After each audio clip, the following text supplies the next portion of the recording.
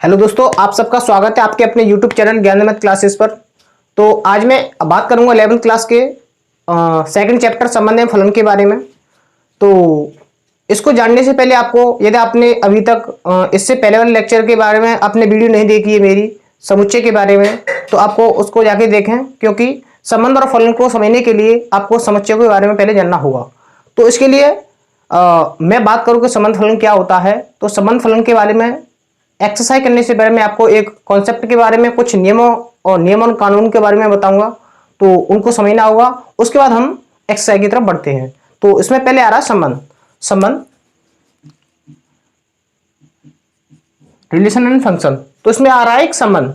Relation क्या होता है, जैसे हम डेली लाइफ में हम भी यूज करते हैं। जैसे मान लो माता का पिता के साथ संबंध होता है, और मान लो माँ का पुत्र के साथ संबंध होता है। इसी प्रकार एक अध्यापक का एक स्टूडेंट के साथ संबंध होता है। इसी प्रकार हम मैथमेटिक्स में भी यूज करते हैं कई संबंधों के बारे में। जैसे मान लो आपके पास कोई m नंबर है, वो क्या है, लेस देन n से है, या n ग्रेटर है m से, ऐसे करते हैं। मतलब कोई संख्या छोटी है बड़ी है, मतलब क्या आपस में संबंध है। इसी प्रकार कोई रेखा है l और m, जी क्या आपस में समांतर, तो l समांतर है m के, ऐसे लिखोगे हैं। और कोई रेखा मान लो, जैसे मान लो P रेखा है आपकी, P परपेंडिकुलर, ये Q रेखा है, तो क्या Q परपेंडिकुलर P पे, क्या हो Q परपेंडिकुलर किस पे, P पे।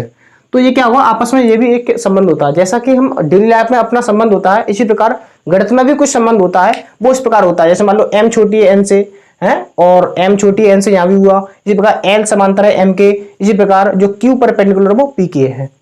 तो ये क्या होता है, मैथमेटिक्स में आपको संबंध होता है। इसी प्रकार संबंधों को और बारीकी से समझने के लिए और आगे एक्सरसाइज को अच्छी तरह से करने के लिए कुछ नियमों के बारे में समझेंगे, उनको समझते। उसमें पहले आता है आपका समुच्चयों का कार्तीय गुणन, मतलब Cartesian product of a set, उसको समझते हैं वो क्या होता है। ठीक है,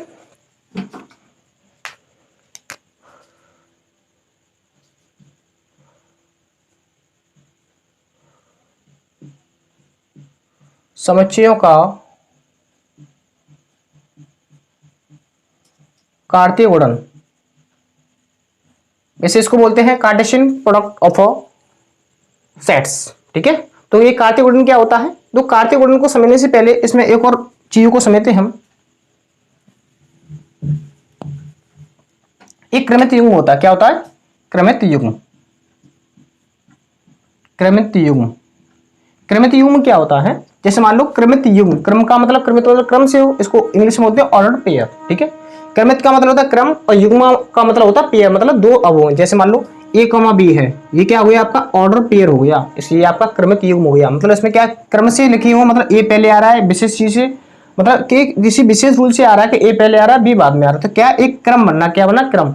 और युग्म की बात करें तो क्या है, युग्म भी मतलब दो अवयव आपके पास है। इसी प्रकार एक और होता है आपका क्रमित त्रिक। युग्म होता है ऐसी, इसी प्रकार आपका होता है त्रिक। त्रिक का मीन्स होता है ऑर्डर ट्रिपलेट होता है, मतलब इसमें क्या होगा, तीन अवयव होंगे। जैसे मान लो a, b, c, तो ये क्या आपका क्रमित युग्म, क्रमित त्रिक हो गए। ठीक है, तो मैंने आपको इससे पहले कार्तीय समुच्चयों का कार्तीय गुणन समझाने से पहले मैं क्रमित युग्मों के बारे में समझाना जरूरी होगा, क्योंकि इसी से जो तुम्हारा जो क्रमित कार्तीय गुणन है वो क्या क्रमित युग्मों से बना है। तो मैं एक तरह से अपनी भाषा में बोलूं तो इसकी जो डेफिनेशन होगी कार्तीय गुणन की, वो इस प्रकार होगी। जैसे मान लीजिए क्रमित युग्म है, तो इसी प्रकार अनेकों क्रमित युग्म हो। जैसे मान लो समुच्चय होता है, समुच्चय क्या होता है, समुच्चय होता है आपका वस्तुओं के सुपरवासी संग्रह को क्या कहते हैं, समुच्चय कहते हैं। मतलब एक से अधिक जब वस्तु होंगी और वो आपस में जब उनको मिलाया जाएगा उन सभी अवयवों को, तो जो ऐसा समूह बनेगा वह क्या हुआ, समुच्चय हुआ। तो इसी प्रकार जैसे मान लो ये क्रमित युग्म है, ऐसे मान लो और भी क्रमित युग्म होंगे। जैसे मान लो a, b हो गया, इसी प्रकार मान लो b, c होगा, ऐसे मान लो c, d होगा, है। तो ये आपके क्या होंगे, क्रमित युग्म होंगे। तो जो आपका जो कार्तीय गुणन होता है वो क्या होता है, क्रमित युग्मों के समुच्चय को कार्तीय गुणन कहते हैं। ये क्या है, आपके क्रमित युग्म हुए, इन्हें क्रमित युग्मों से बना समुच्चय। समुच्चय कब होगा, जब आप इसको महिला कोष्ठक में बंद कर दोगे। तो ऐसा समुच्चय जो क्रमित युग्मों से बनता है वो क्या कहलाता है, आपका कार्तीय गुणन कहलाता है। इसको और बारीकी से समझते हैं। जैसे मान लो आपके पास P और Q दो अरिक्त समुच्चय। अरिक्त समुच्चय का मीन्स ये है कि उसमें कोई एलिमेंट है, ऐसा नहीं कोई खाली एलिमेंट हो। मतलब P और Q आपके पास दो अरिक्त समुच्चय हैं, तो उनका जो कार्तीय गुणन होगा वो एक P क्रॉस Q इस प्रकार होगा। उन क्रमित युग्मों का समुच्चय होगा, जो पहला अवयव होगा वो क्या होगा, P वाले से लिया हुआ, जो सेकंड वाला जो अवयव होगा वो क्या होगा, Q से लिया गया होगा। इस प्रकार इसको ऐसे भी व्यक्त कर सकते हैं, जैसे मान लो आपके पास P और Q क्या है, आपके पास दो समुच्चय हैं, उनका जो कार्तीय गुणन मतलब प्रोडक्ट ऑफ कार्टेशियन प्रोडक्ट क्या होगा, तो इसको P गुणित Q है, तो मतलब P क्रॉस Q, तो क्या होगा आपका महिला कोष्ठक के अंदर समुच्चय होगा, किसके रूप में होगा, P comma Q, small p comma Q, ये क्या हो गया आपका क्रमित युग्म हो गया। तो क्रमित युग्मों का समुच्चय है सच दैट जहां P का जो मान है वो किससे लिया गया, पहले वाले से, जो Q का मान है वो किससे लिया गया होगा, Q स्मॉल q, इसको small q belongs to capital Q, ये आपका क्या हुआ, समुच्चय हुआ, ये क्या हुआ आपका कार्तीय गुणन हुआ। तो मैंने वही बताया कार्तीय गुणन की क्या डेफिनेशन होती है, दो अरिक्त समुच्चय हैं, ऐसा है इसमें कोई ना कोई अवयव है, ऐसा नहीं कि रिक्त समुच्चय हो, एम्प्टी सेट हो, है। तो दो अरिक्त समुच्चयों का कार्तीय गुणन मतलब P क्रॉस Q उन क्रमित युग्मों क्या आते हैं अभी A comma B, B comma C, अभी जो मैंने अभी बताया था, इसी प्रकार क्या है P कॉमा Q है, जो P कॉमा Q के P और Q में अवयव हैं। तो दो समुच्चयों का कार्तीय गुणन मतलब P और Q का कार्तीय गुणन उन क्रमित युग्मों का समुच्चय, मतलब इसी प्रकार और भी आ रहे होंगे, उन क्रमित युग्मों का समुच्चय होता है, जो पहला वाला जो एलिमेंट होता है वो पहले वाले से बिलोंग करता है, जो पहला वाला जो एलिमेंट होगा पहले वाले सेट से बिलोंग करेगा, जो सेकंड वाला एलिमेंट होगा वो सेकंड वाले से बिलोंग करेगा। वो इस पर हमने लिखा भी है, P कॉमा Q के रूप में होता है सच दैट P बिलोंग्स करता है कैपिटल P से पहले वाले सेट से, और जो Q बिलोंग्स करता है कैपिटल Q से बिलोंग्स करता है। तो इस प्रकार आपका जो बना समुच्चय होता है वही क्या होता है, कार्तीय गुणन होता है। तो इसके बाद और भी आगे समझते हैं, जैसे मान लो एग्जाम्पल के साथ आपके पास ए समुच्चय है लाल कॉमा काला, बारीकी समझने के लिए इसके एग्जांपल लेते हैं, लाल कॉमा काला ले लो। एक आपका अन्य समुच्चय बी और दे रखा है आपका, वो इस प्रकार है, जैसे मान लो आपका पेन और बैग ले लो।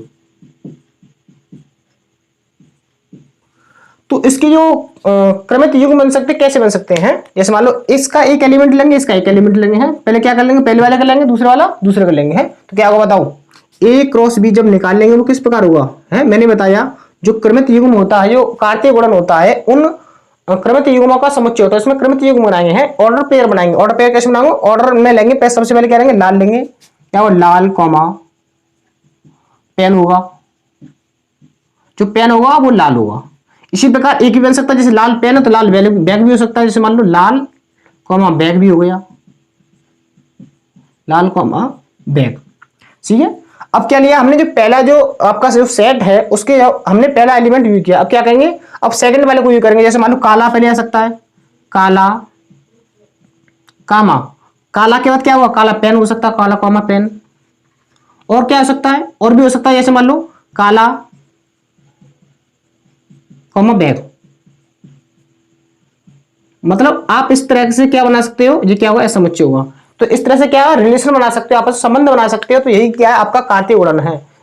तो क्या होगा, लाल पेन के साथ संबंध हो गया, लाल बैग के साथ संबंध हो गया, काला का पेन के साथ संबंध हो गया, काला का बैग के साथ संबंध हो गया। ये क्या है, ए क्रॉस बी, यही आपको संबंधित प्रदर्शित करता है। तो इसी के द्वारा आप रिलेशन को और फंक्शन को आगे यूज करोगे आप। तो इस प्रकार आपका ये संबंध हुआ, तो लाल का पेन के साथ हुआ, लाल का बैग के साथ हुआ, काला का पेन के साथ हुआ, काले का बैग के साथ हुआ। तो ए क्रॉस बी, तो मैंने फिर द्वारा इसको रिपीट करता हूं, तो आपका जो कार्तीय गुणन होता है, कार्तीय गुणन होता है उन दिए गए समुच्चयों के, कौन से ए और बी, उन दिए गए समुच्चयों के क्रमित युग्म कौन से होंगे, लाल कॉमा पेन, लाल कॉमा बैग, काला कॉमा पेन, काला कॉमा बैग। उन क्रमित युग्मों का समुच्चय होता है, जो पहला अवयव होगा वो पहले से लिया गया, जैसे मान लो लाल है, इसमें लाल है, काला है, वो कौन से पहले वाले समुच्चय से लिया गया। लेकिन जो सेकंड वाला जो घटक है, जो सेकंड वाला जो एलिमेंट है वो किससे लिया गया, आपका सेकंड वाले समुच्चय से लिया गया, बी से लिया गया। देखो पेन बैग, तो पेन बैग कहां से लिया गया, सेकंड वाले समुच्चय से लिया गया। इसी प्रकार कुछ आगे और भी एग्जांपल लेते हैं, जैसे मान लो ये तो आपके काला और बैग जो थ्योरेटिकल हुए, इसी प्रकार अंकों में लेते हैं, जैसे मान लो आपके पास दूसरा एग्जांपल लेते हैं, जैसे मान लो आपके पास ए समुच्चय है 1,2 1,2,3 ऐसे मान सकते हैं, 1,2,3। इसी प्रकार आपके पास बी समुच्चय है, बी समुच्चय आपका है, जैसे मान लो एक कॉमा मानसिक। आपके पास दो समुच्चय हैं जो अरिक्त हैं, अरिक्त मीन्स इसमें कोई ऐसा अरिक्त रिक्त समुच्चय नहीं है जिसके कोई ना कोई अवयव है, ठीक है। तो क्या करना है, ए क्रॉस बी हमें निकालना, ए क्रॉस बी। ए क्रॉस बी कैसे निकालोगे, ऐसे करना है, सबसे पहले पहले वाला एलिमेंट पकड़ना, एक, एक के साथ एक का संबंध, ठीक है, एक के साथ फिर मानसिक का संबंध, क्या हुआ, एक के साथ मानसिक का संबंध, ठीक है। जो पहला वाला एलिमेंट था उसके साथ दोनों के साथ संबंध दिखाते हैं। इसी प्रकार पहले मतलब पहले हमने एक को स्टेबल रख लिया, एक को स्थिर रखा, इसी प्रकार अब दो को स्थिर रख देंगे, क्या कर देंगे, दो कॉमा एक भी हो सकता है, दो का एक के साथ संबंध और दो का मानसिक के साथ संबंध, दो का मानसिक के साथ संबंध। इसी प्रकार अब हमने दो को स्थिर रख दिया, अब क्या रखेंगे, तीन को स्थिर रखेंगे, क्या होगा बताओ, तीन कॉमा या कॉमा लगा दोगे, तीन कॉमा एक। इसी प्रकार तीन कॉमा मानसिक भी होगा, तीन कॉमा मानसिक। तो आपके ये सभी क्या हुए, क्रमित युग्म, क्या हुए, क्रमित युग्म हुए। इन क्रमित युग्मों से बना समुच्चय मतलब बना समूह क्या है, आपका कार्तीय गुणन है। इसके और एक और बात है, इसमें अवयव की बात करें, इसमें जैसे मान लो क्रमित युग्म होती है, क्या क्रमित युग्म है, इनकी संख्या भी पूछ लेता है कभी कभी, आगे एक्सरसाइज में यूज भी होगी। उनकी क्रमित युग्मों की संख्या कैसे निकालते हैं, वो क्या होता है, जैसे मान लो इसमें क्या आ रहा है, इसका जो फॉर्मूला होता है, जैसे मान लो N cross A cross B, मतलब ए क्रॉस बी में आपको अवयवों की संख्या निकालनी है, वो क्या होगी, n A cross n B.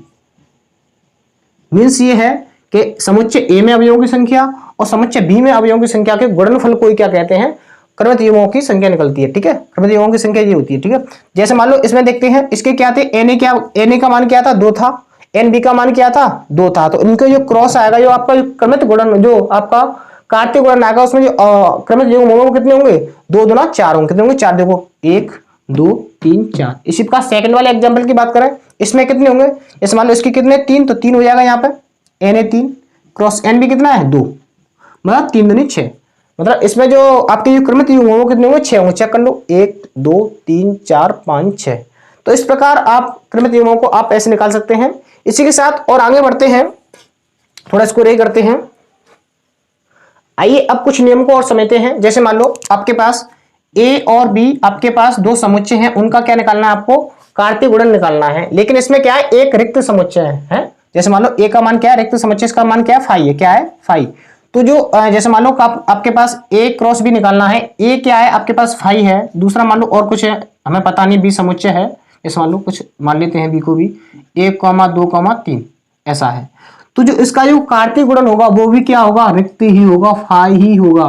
कहने का मतलब ये है, यदि दोनों समुच्चयों का, दो समुच्चयों का आपको कार्तीय गुणन निकालना है, उनमें से कोई एक क्या है, रिक्त समुच्चय है, मतलब एम्प्टी सेट है, तो वो क्या होगा, जो आपका जो कार्तीय गुणन होगा वो भी क्या होगा, रिक्त होगा, मतलब फाई होगा, क्या होगा, फाई। इसी प्रकार जैसे मान लो ए क्रॉस बी एक और है, जहां पर जो बी है एक परिमित है, क्या है, परिमित, परिमित समुच्चय। परिमित समुच्चय का मीन्स जो आपके जो अवयवों की संख्या है वो क्या, कोई लिमिट है, क्या है, जैसे मान लो 1,2,3,4 तक दे रखा है, तो क्या होगा, वो भी क्या होगा, ए क्रॉस भी आप निकालोगे तो जो आपका जो कार्तीय जो गुणन आएगा वो भी क्या होगा, परिमित होगा। क्या होगा, जो कार्तीय गुणन आएगा वो भी क्या होगा, आपका परिमित होगा। इसी प्रकार जैसे मान लो आपका ए या बी में से कोई, अब जैसे मान लो पहला क्या हो गया, पहले कोई आपका एक रिक्त समुच्चय था, कोई ए और बी में से कोई रिक्त समुच्चय था, तो जो पूरा जो कार्तीय गुणन था वो भी रिक्त होगा। इसी प्रकार यदि ए और बी में से कोई भी, जरूरी नहीं बी हो, कोई भी आपका एक परिमित समुच्चय है, तो जो कार्तीय गुणन होगा वो भी पूरा परिमित होगा। इसी प्रकार ए बी में से कोई आपका समुच्चय है वो क्या, अपरिमित। अपरिमित में जैसे मान लो आपका एक समुच्चय रखा है कि n बराबर 1,2, मतलब प्राकृतिक संख्या का समुच्चय। प्राकृतिक समुच्चय क्या होता है, प्राकृतिक संख्या का समुच्चय क्या होता है, मतलब अनंत तक जाता है, 1,2 3 4, इसको इनफाइनाइट कहते हैं। तो इनका जो क्रमित युग्म बनेंगे, जो क्रमित युग्म बनेंगे अर्थात मतलब कार्तीय गुणन होगा वो भी क्या होगा, अपरिमित होगा है। यदि आपका इनमें से कोई एक अवयव भी, उनका एक समुच्चय भी क्या है, अपरिमित है, क्या है, एक अपरिमित है, तो जो आपका जो कार्तीय गुणन होगा वो भी क्या होगा, पूरा अपरिमित होगा। ये है, ठीक है। इसी के बाद और भी समझते हैं। जैसे मान लो एक नियम होता है, हम क्रमित युग्म की बात कर रहे हैं, क्रमित युग्म की बात कर रहे हैं, तो उसको भी एक और नियम होता है उसका, क्रमित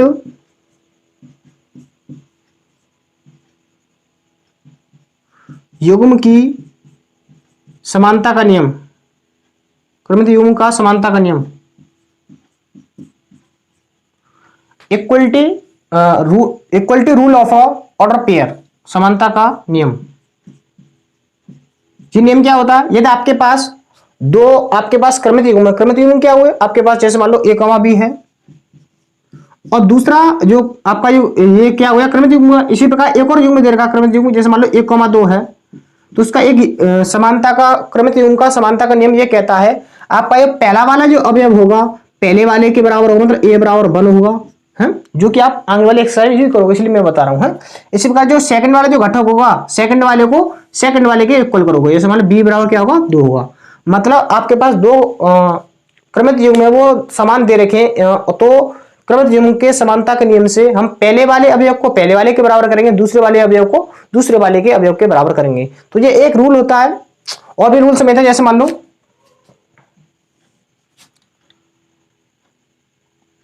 ए cross B does not equal to B cross A. ये रूल बहुत इंपॉर्टेंट है। मतलब आपका जो कार्तीय गुणन है ए और बी का जो कार्तीय गुणन है वो बी और ए के कार्तीय गुणन के बराबर कभी नहीं होगा। जैसे मान लो मान लेते हैं, जैसे मान लो ए का मान मान लेते हैं हम, ए का मान लो 1 है, 1 मान लिया, और बी का मान लिया हमने कितना ए कॉमा बी, ए कॉमा बी मान लिया। इसका हमें ए क्रॉस बी निकालना, ए क्रॉस बी क्या होगा, पहले एक को ले लो, एक के साथ ए को ले लो, ठीक है। अब एक के साथ ए को ले लिया, बी को ले लो, क्या हो जाएगा बी, ए कॉमा बी। जी क्या है आपका, जी आया आपका ए क्रॉस बी। इसी प्रकार हम बी क्रॉस ए निकाला है, बी क्रॉस ए।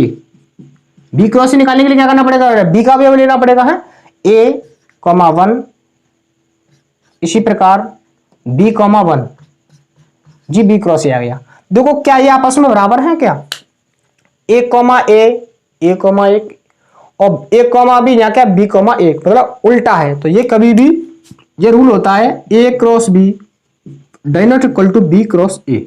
जी आपको सदैव रिमेंबर करना, याद रखना है कि कभी भी दो समुच्चयों का कार्तीय गुणन उनके विपरीत कार्तीय गुणन के बराबर कभी नहीं होता है। इस प्रकार और भी एक और रूल है वो समझते हैं।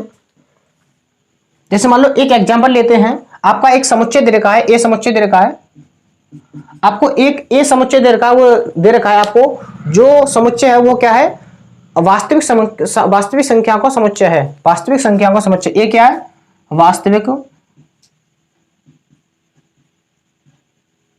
ए नहीं तो मतलब वास्तविक है तो आर मान लेंगे, आर है वो आर समुच्चय है। अब वास्तविक संख्याओं का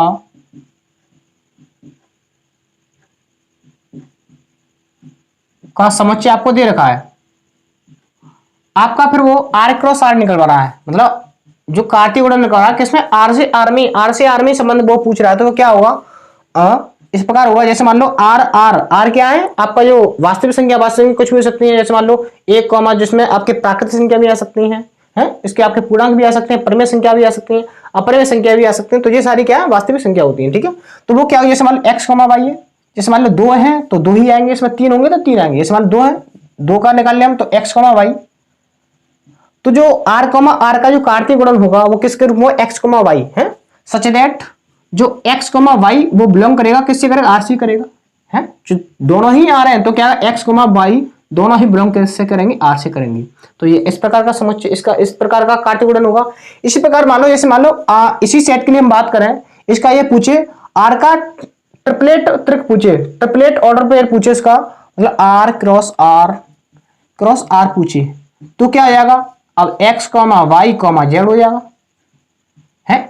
एक्स जो आपका जो क्रमित युग्म होगा किसके रूप में होगा, x comma Y comma z, जहां जो एक्स है वो आर सी लिया जाएगा, वाई भी आर सी लिया जाएगा, जेड भी आर सी लिया जाएगा। सच दैट ऐसे लिख सकते हो, such that x comma Y comma Z belongs to R, इसके रूप में होगा।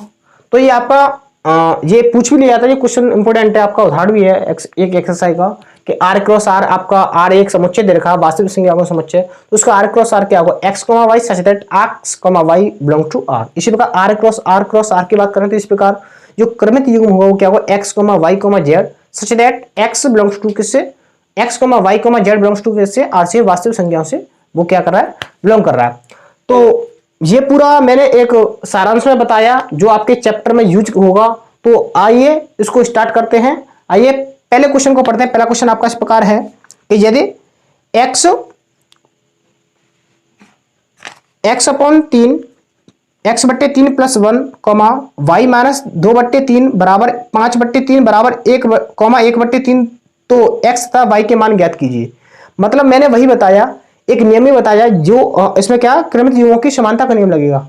मतलब पहला अवयव पहले के बराबर, दूसरा अवयव दूसरे के बराबर। इसको करते हैं, थोड़ा इसको रे करते हैं। ये आपके पास युग्म दे रखे हैं, तो क्या आप लगाओगे इसमें क्रमित युग्मों के समानता के नियम से। जो क्रमित युग्म का समानता का नियम क्या कहता है, यदि आपके पास a, b एक युग्म दे रखा वो बराबर है 1, 2 के, तो पहला एलिमेंट पहले के बराबर, सेकंड वाला एलिमेंट सेकंड के बराबर। तो इसमें एक्स वाई के मैं मान निकालने हैं, तो क्या कर देंगे, पहला पहले के बराबर होगा, इसके बराबर होगा, क्या होगा x/3 प्लस 1 बराबर होगा 5/3 है। हमें x का मान निकालना होगा, तो क्या होगा, x को फ्री करना पड़ेगा। सभी जो और भी आपके जो कांस्टेंट आ रहे हैं, जो 1, 2, 3 आ रहे हैं, उनको फ्री करना पड़ेगा। तो पहले x/3 ऐसे लिख देंगे, 1 को पक्षांतर ले आएंगे 5/3, जब प्लस की संख्या माइनस की जाएगी -1 आगे सॉल्व कर लेंगे। x/3 3 का लासा ले लेंगे 1 मान के 3, 5 एकम 5, 3 एकम 3, 5/3 के तो 2, 2/3। यहाँ 3 से 3 कैंसिल आउट हो गए, x मान कितना आ गया, x बराबर 2, x बराबर 2 आ गया। इसी प्रकार क्रमित युग्म का समानता का नियम क्या कहता है, पहला अवयव पहले के बराबर हो, दूसरा अवयव दूसरे के बराबर हो। इसी प्रकार क्या होगा, यहाँ पर यहाँ बना देते हैं y माइनस 2/3 बराबर 1/3। यहाँ में हमें y का मान निकालना है, तो y का मान निकालने के लिए क्या करेंगे, जो संख्या आ रही है उनको पक्षांतर लेना पड़ेगा। y बराबर 1/3 मानक संख्या प्लस की 2/3, यहाँ सॉल्व करेंगे 3 का लासा मिलेगा आपको है, और 1 और 2 कितना होगा 3, तो 3 एकम 3, जो y का मान आ गया वो कितना आ गया 1 आ गया। तो मतलब क्रमित युग्म की समानता के नियम से हम ऐसे x y के मान और भी निकाल सकते हैं, और भी प्रश्न आपको पूछ सकता है। तो ऐसे निकाल सकते हैं कि क्रमित युग्म की समानता का नियम क्या कहता है, पहला अवयव आपका पहले के बराबर होगा, जो सेकंड वाला अवयव होगा सेकंड वाले के बराबर होगा। इस प्रकार से हम x y के मान निकाल सकते हैं, ठीक है। इसी प्रकार सेकंड क्वेश्चन की तरफ मूव करते हैं। आपका सेकंड क्वेश्चन इस प्रकार है कि यदि समुच्चय A में 3 अवयव हैं, इसमें क्या है मैंने बताया भी कि आपके पास 2 समुच्चय हैं, उनमें आपको कार्तीय गुणन में आपका जो क्रमित युग्म होंगे उनकी संख्या पूछे, वो क्या होता है n a क्रॉस b बराबर होता है n a cross n b। तो इसी को यूं करते हैं, आपका एक समुच्चय है a, दूसरे को हल करते हैं, दूसरे को सॉल्व करते हैं। आपका एक समुच्चय दे रखा है a, तो n a मतलब समुच्चय a में अवयवों की संख्या आपको दे रखी है कितनी है 3, और आपको दे रखा गिवन है b बराबर 3, 4, 5। मतलब एक ए समुच्चय दे रखा है, ए समुच्चय नहीं हमें दे रखा है, केवल और केवल उनके अवयवों की संख्या पता है कितनी है 3, और बी दे रखा है क्या है वो 3, 4, 5 एक समुच्चय दे रखा है। तो वो पूछ रहा है ए क्रॉस बी में अवयवों की संख्या ज्ञात कीजिए। तो ए क्रॉस बी में अवयवों की संख्या क्या होगी ये पूछ रहा है। तो इसका फॉर्मूला क्या होता है, वैसे फॉर्मूला ये होता है n A cross n B, मतलब समुच्चय ए में अवयवों की संख्या क्रॉस समुच्चय बी में अवयवों की संख्या। समुच्चय में यहाँ आपको पता है 3 है, समुच्चय बी में कितना होगा यहाँ से निकाल सकते हैं आप, क्या होगा एन बी इक्वल टू आपको दे रखा है 1, 2, 3, कितना दे रखा है 3। यहाँ वैल्यू पुट कर दोगे, एन ए का मान कितना 3, एन बी का मान 3, 3 3 का 9। तो मतलब जो आपका जो कार्तीय गुणन होगा ए बी का, उनमें जो क्रमित युग्म बनेंगे उनकी संख्या कितनी होगी 9 होगी। तो आशा करता हूँ आपको ये क्वेश्चन नंबर 2 समझ आया होगा। यदि आपको क्वेश्चन नंबर 2 समझ में आया होगा और मैं अच्छा आपको लग रहा होगा, वीडियो आपको पसंद आ रही है, तो प्लीज इसको लाइक करें, अपने दोस्तों में शेयर करें, और हमारे चैनल को सब्सक्राइब भी करें। इसी के साथ सेकंड क्वेश्चन की तरफ मूव करते हैं, सॉरी थर्ड की तरफ।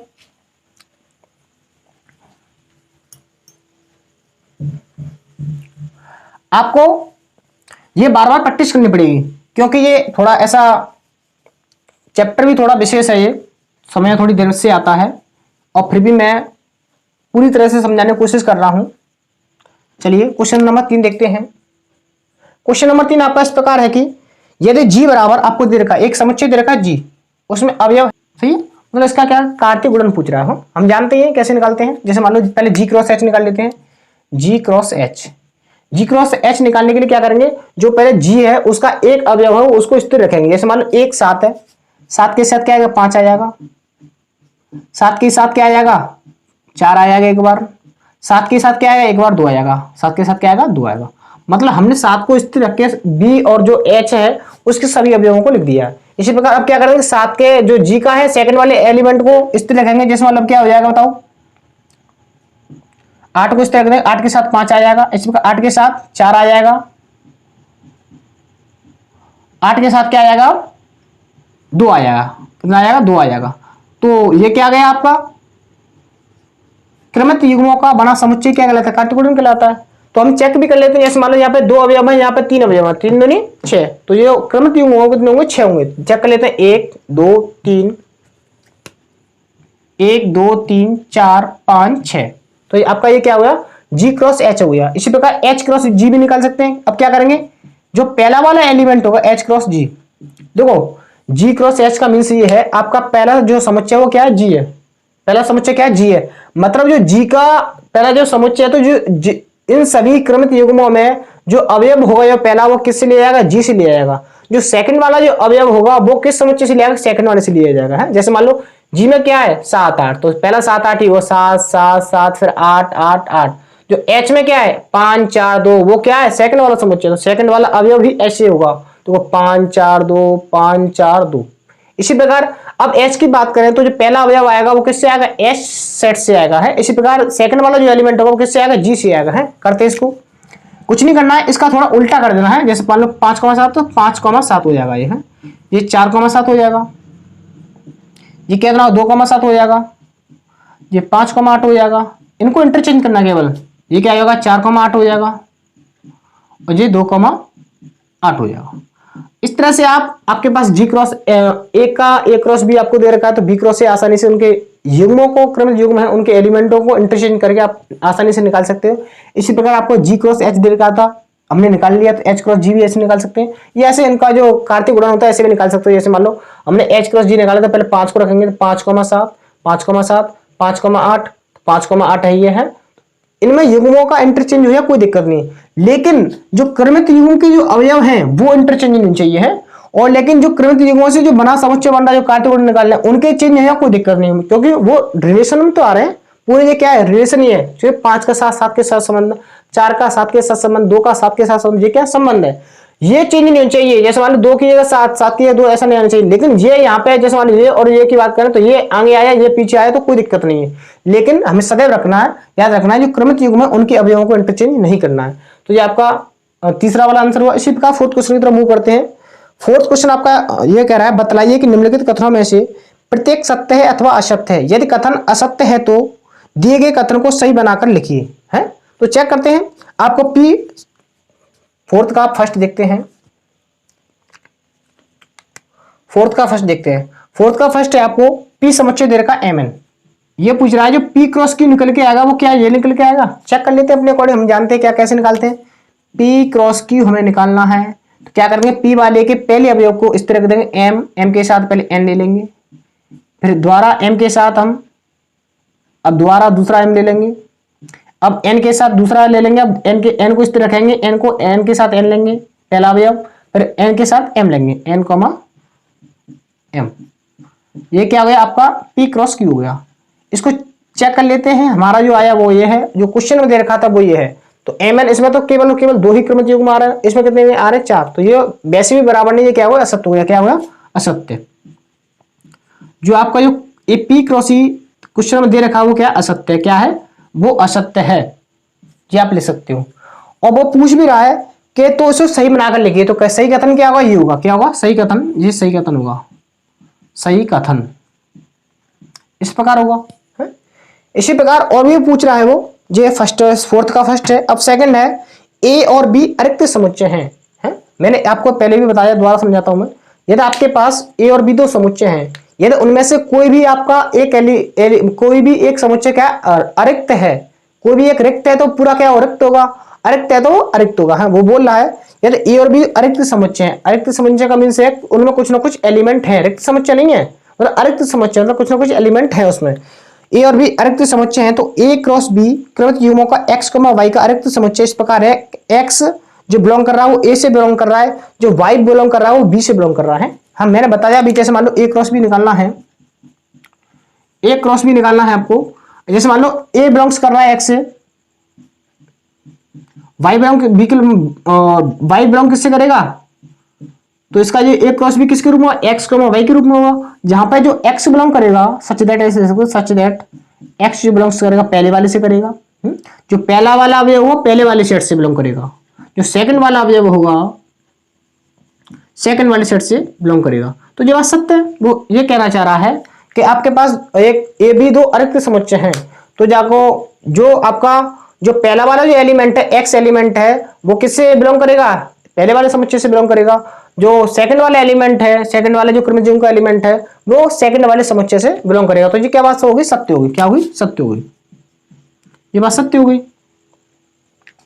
इस प्रकार आपका थर्ड क्वेश्चन दे रखा है, सॉरी ये तो सेकंड हुआ ना, सेकंड आपका थर्ड क्वेश्चन है यदि a बराबर 1,2 b बराबर 3,4 तो a cross b intersection phi बराबर 5 है, तो अच्छा वो बताना सत्य है असत्य। करते हैं, चेक कर लेते हैं। a का मान आपको दे, a समुच्चय के मान दे रखे हैं आपको -1,1। ये पूछ रहा है कि ये क्या 5 के बराबर होगा है? चेक कर लेते हैं। जब b और इंटरसेक्शन 5 निकालेंगे तो इंटरसेक्शन का मीन्स क्या होता है, इन दोनों में कॉमन क्या होगा। जब एक अरिक्त समुच्चय है, जब आपके पास एक क्या है रिक्त समुच्चय, सॉरी क्या है रिक्त समुच्चय है, तो इन दोनों में कॉमन क्या होगा, 5 कॉमन होगा। है क्या होगा, देखो ऐसे थोड़ा इसको सॉल्व करेंगे। जैसे मान a क्रॉस b, आपके पास b समुच्चय ये देखा एक 5 देखा है, तो जैसे मान लो 5 में तो कोई अवयव ही नहीं होगा। जैसे मान लो एक समुच्चय है, एक 5 समुच्चय है, तो इसमें अवयव क्या है, एक भी नहीं। इसमें क्या है, इसमें 3 4 है, तो इसमें कुछ कॉमन होगा, कुछ नहीं हुआ तो क्या होगा 5 होगा। तो इसकी वैल्यू भी क्या आ जाएगी, 5 आ जाएगी। a क्रॉस 5, a क्रॉस 5, तो ये क्या 5 के बराबर होगा। मैंने बताया यदि आपके पास दो समुच्चय दे रखे हैं उनमें से कोई भी आपका एक रिक्त समुच्चय है तो पूरा ही क्या होगा, रिक्त समुच्चय होगा। a क्रॉस 5 होगा तो वो भी क्या होगा, 5 होगा। तो ये क्या सत्य बात होगी, क्या हुई, सत्य बात है, सत्य सत्य हो गया ये। इसी प्रकार आप फिफ्थ क्वेश्चन की तरफ मूव करते हैं। फिफ्थ क्वेश्चन आपका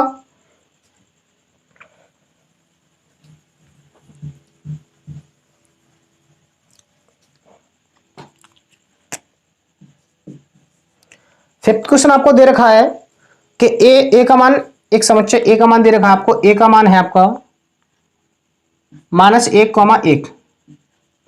ये समुच्चय दे रखा है और वो पूछ रहा है ए क्रॉस ए ज्ञात कीजिए। ए क्रॉस ए इंपोर्टेंट भी है ये। अब तक आपने देखा होगा कि दो समुच्चयों का हमने कार्तीय गुणन निकाला, अब क्या निकालना, हमें 3 समुच्चय देखा उनका कार्तीय गुणन निकालेंगे। वो कैसे निकालते हैं, तो 3 के लिए कुछ नहीं है। जैसे मान लो ए का मान है तो दूसरा भी ए का मान क्या होगा, यही होगा, सेम होगा। जैसे मान लो a -1,1 होगा और तीसरा जो a होगा वो भी क्या होगा -1,1। इसको हमने इसलिए रखा है जिससे कि मैं इजी से हम कर चुके हैं। इसको मैं 2 तरीके से कराऊंगा, जो भी आपको बेस्ट मेथड लेगा उसके द्वारा करें। जैसे मान लो पहले तो करते हैं, जो पहला मेथड है क्या करेंगे, पहले a क्रॉस a कैसे निकालते हैं, सही है। तो -1 लेंगे ना, डायरेक्ट निकालते हैं -1। हाँ इसमें ये और बात है, इसमें 2 अवयव, इसमें 2 अवयव, इसमें 2 अवयव, तो 2 दूना 4, 4 दूनी 8। तो जो इसके जो क्रमित योग निकलेंगे वो कितने निकलेंगे, 8 निकलेंगे। कितने निकलेंगे, 8 निकलेंगे। तो -1 ले लेंगे पहले, -1, सही है। इस वाले पहले वाले का हमने -1 ले लिया, दूसरे वाले का भी -1, पहला दूसरा लेंगे -1, तीसरे वाले की -1। अब हमें जब भी क्रॉस निकालना हो आपको सदैव ये ध्यान रखना है कि पहले वाले को स्थिर रखे के सभी के लिखते जाओ। अब मैंने पहले -1 रख लिया, इसी प्रकार -1 को दोबारा रखेंगे स्थिर। जब -1 को स्थिर रखेंगे तो क्या कर देंगे, ये भी -1 होगा। दोनों के हमने पहले अवयव को स्थिर रख लिया और इनको चेंज करते चलेंगे। पहले -1 है तो -1 का अब क्या है, 1 ले लेंगे। क्या ले लेंगे, 1 ले लेंगे। है अब क्या कर दिया हमने, इनके दोनों ये यू हो गए। इनको पहले इसको स्थिर रखा, इसको स्थिर रखा, ये पूरे हो गए। अब क्या करेंगे, इसको स्थिर रखेंगे पहले वाले को -1। अब क्या करेंगे, -1 कितनी बार आ गया, 2 आ गया सेकंड वाले का। अब सेकंड वाले का सेकंड वाला लेंगे -1, ये वाला -1 इसका आ गया, इसका क्या आएगा, 1 आया, क्या आएगा 1। इसके साथ हम -1 ले लेंगे, ये हो गया। अब -1 फिर दोबारा इसको कांस्टेंट रखेंगे, स्थिर रखेंगे -1 के साथ आपका 1 चल रहा है, 1 इसका साथ -1 का पहले आ गया तो क्या आया, अब 1 आया, क्या आएगा, 1 आ जाएगा, ये हो गया आपका। इसी प्रकार अब हमने देखा -1 को स्थिर रखेंगे, हमने पूरे क्रमिक जुमों को बना लिया है। तो मतलब ऐसे अब ये कोई रहा नहीं है। अब क्या करेंगे, अब -1 के हम 1 को इंटरचेंज कर देंगे। अब क्या लेंगे, 1, जैसे मान लो 1 लेंगे तो 1 के साथ क्या आएगा, पहले -1 आ जाएगा और इसका भी -1 आ जाएगा। ओके, 1 को दोबारा स्थिर रखेंगे, इसको भी इस तरह रखेंगे -1 को। अब क्या पहले -1 आ गया, अब क्या आ गया 1 आ जाएगा। अब -1 वाले को इसको इस तरह रखेंगे 1। अब इस वाले को चेंज कर देंगे, 1 आ जाएगा यहां पर, इस वाले का -1। दोबारा इसको 1, इस वाले को और इस वाले को इस तरह रखेंगे 1, अब क्या लेंगे, जब 1 -1 आ गया यहाँ पे, अब क्या आएगा 1 आएगा, क्या आएगा 1 आ जाएगा। तो यही पूरा जो आपके जो क्रमित युग्म बने हैं, तो ऐसा ही समझ चाहिए क्या कहलाएगा A cross A cross A। अब चेक कर लेते हैं जो क्रमित युग्म कितने हैं, 1 2 3 4 5 6 7 8। तो A क्रॉस A ये आपका हल निकल चुका है। तो ये आपका ये आंसर हुआ। मैंने बताया कि इसको दूसरे तरीके से बताऊंगा, वो कैसे करते हैं। जैसे मान लो आपको A क्रॉस A निकालना है, तो इसको पार्ट बाई पार्ट करेंगे। पहले मान लो A क्रॉस A निकाल लेंगे, उसके बाद क्या निकालेंगे जो A क्रॉस A, पहले A क्रॉस A निकालेंगे जो इजी आप निकाल सकते हो। इसके बाद जो A क्रॉस A आएगा उसका फिर क्रॉस A के साथ वो करेंगे। जैसे मान लो A क्रॉस A निकालेंगे, पहले A क्रॉस A निकाल ले तो क्या आएगा बताओ, इसका साथ इसके साथ मल्टीप्लाई, -1 को स्टेबल रखो, -1, -1 को दोबारा स्टेबल रखना है आपको, -1, अब 1 को स्टेबल रखना है, 1, -1 और 1, ये आपका क्या आया अभी, ये आपका A क्रॉस A आया है। अब क्या निकालेंगे A क्रॉस A। अब इसकी जगह हम क्या ले लेंगे, अब दूसरा आ गया A बराबर क्या है -1, यही तो आपको दे रखा है। तो अब क्या निकालना है, A क्रॉस A तो हम निकाल चुके हैं, तो इसका इसके साथ क्रॉस निकालना है। तो क्या करेंगे, इनके दोनों अवयव को इस तरह रखेंगे, इसको ले लेंगे, इसको इस तरह रखेंगे, दूसरा ले लेंगे, इसको इस तरह रखेंगे, इसको ले लेंगे। जैसे मान लो -1 हमने यही रखा, -1 भी यही रखा, इनको दोनों को इस तरह रखा, पहला -1 ले लिया, फिर दोबारा इनको इस तरह रखेंगे -1, अब क्या है, जब पहले -1 1 लेंगे, 1, सही है। अब क्या कर देंगे, अब ये दोनों को हमने इस तरह रखेंगे, दोनों से हमने निकाल ली, 2 आ गए। अब क्या करेंगे, सेकंड वाला जो आपको क्रमित युग्म है उसको इस तरह रखेंगे। जैसे मान लो -1, -1, इसके साथ क्या आएगा, -1 आएगा पहले है। अब इसको भी दोबारा इस तरह रखेंगे, 2 बार इस तरह रखना है, -1, एक बार इस तरह रख दिया। अब पहले हमने ये ले लिया, अब क्या लेंगे, ये लेंगे 1, सही है। अब क्या करेंगे, इसके 2 हो गए और इस वाले के 2 हो गए। अब इस वाले के निकाल लेंगे, हैं इस वाले क्या आएंगे 1, -1 इस तरह रखेंगे, 1, -1 के साथ क्या लेंगे, -1 लेंगे, अब 1, -1 के साथ -1 आ गया। अब क्या आएगा, 1, -1 के साथ 1 आएगा, है 1, -1 के साथ क्या आएगा, 1 आएगा। थर्ड वाला भी हमने इस तरह रख लिया। अब कौन सा रखेंगे, चौथा वाला 1, 1, इसके साथ क्या आएगा, पहले -1 आ जाएगा और दूसरा क्या आएगा 1, जब -1 आया अब क्या आएगा, 1 आएगा।